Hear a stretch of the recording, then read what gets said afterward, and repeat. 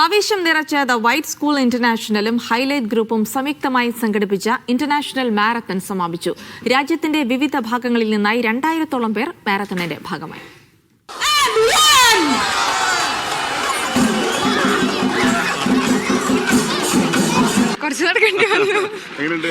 നല്ല എക്സ്പീരിയൻസ് ഉണ്ട്. Last year ചെയ്തു. ഫുൾ ഓടി. ചെറുതായിട്ട് സ്ഥിരം പോകുന്നുണ്ട്.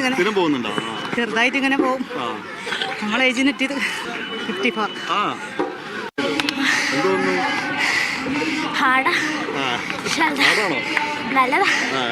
Half marathon, 10 kilometre, 3 kilometre fun run, relay തുടങ്ങി 4 വിഭാഗങ്ങളിലായാണ് മാരത്തൺ സംഘടിപ്പിച്ചത്. പുലർച്ചെ 5 മണിയോടെ മത്സര ഇനങ്ങൾ തുടങ്ങി. മാരത്തൺ കടന്നുപോകുന്ന വഴികളിൽ വിപുലമായ സംവിധാനവും ഒരുക്കിയിരുന്നു.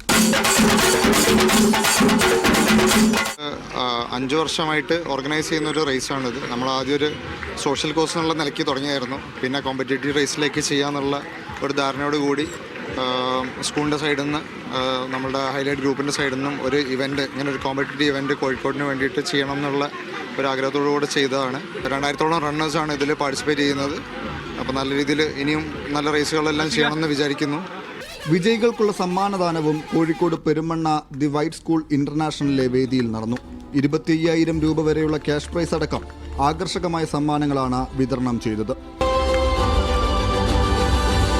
ഇത് 5ാം തവണയാണ് ദി വൈറ്റ് സ്കൂൾ ഇന്റർനാഷണലും ഹൈലൈറ്റ് ഗ്രൂപ്പും സംയുക്തമായി മാരത്തൺ സംഘടിപ്പിക്കുന്നത്. മീഡിയ 1 കോഴിക്കോട്.